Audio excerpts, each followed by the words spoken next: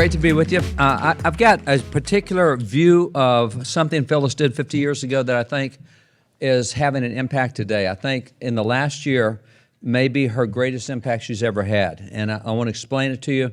And I speak a lot. This last week, in 9 days, we're in 8 states, 14 cities. And so I'm all the time speaking. I'm going to read this tonight because I want it to be exact and precise. And so I've been thinking about this for a while, and I think that we are now entering a point where that Phyllis is having more impact on all of us than she's ever had, and I don't think we necessarily recognize it. So let me read it. Eagle Forum has done both outstanding and amazing work over the last 50 years, and I've worked beside and with many of you over that time, and I've worked with a number of projects with Phyllis over the years. I want to call your attention to a legacy of Phyllis that I think we are just beginning to recognize today. I think America is just now coming into a period where, as a result of the last 3 years, we can now more fully enjoy and better appreciate what Phyllis did 50 years ago.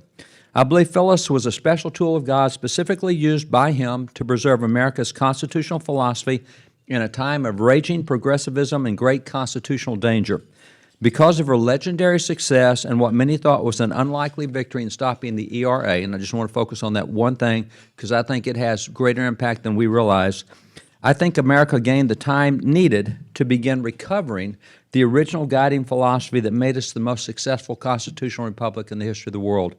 Phyllis's defeat of the ERA 50 years ago has had a very definite impact today, including on this year's Supreme Court decisions. Her surprising victories affected every single American today, and I mean right now, every one of us, as a result of decisions this year. The constitutional amendment she defeated back then was not merely related to women's issues. It was much more about how the Constitution would be interpreted in the future. Had that ERA amendment passed, it would have established in our constitutional philosophy that groups are to be recognized above individuals. This had already become the philosophy of the federal government and the judiciary at that time. Supreme Court justices of those days were already claiming that the Bill of Rights was designed to protect the minority from the majority, that it had to do with particular groups. The Bill of Rights has absolutely nothing to do with any group at all. It has to do with the equal, inalienable rights of every individual, regardless of whether the individual is in the minority or the majority.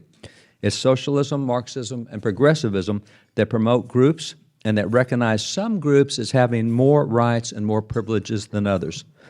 Phyllis's unlikely victory kept that philosophy from being permanently enshrined in the Constitution today. If the ERA had been added to the Constitution, it would have had the same constitutional standing as every other amendment, all of the Bill of Rights.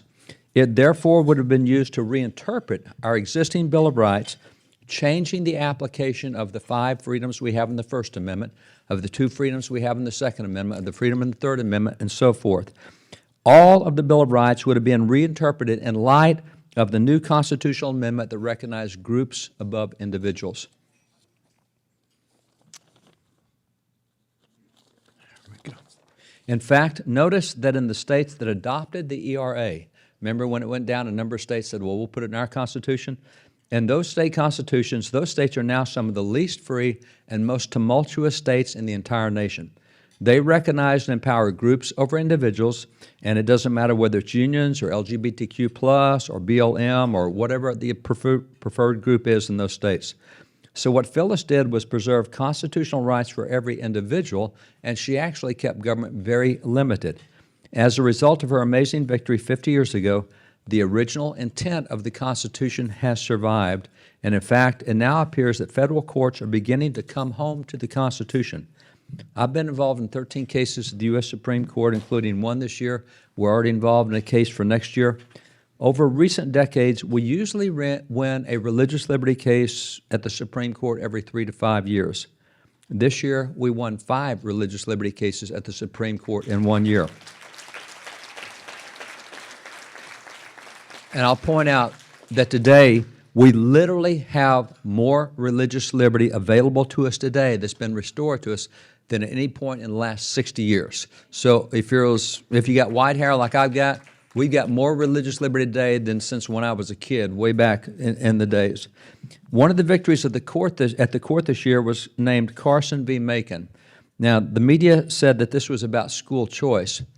But if you read the court's decision, the court made clear it was about a whole lot more than school choice.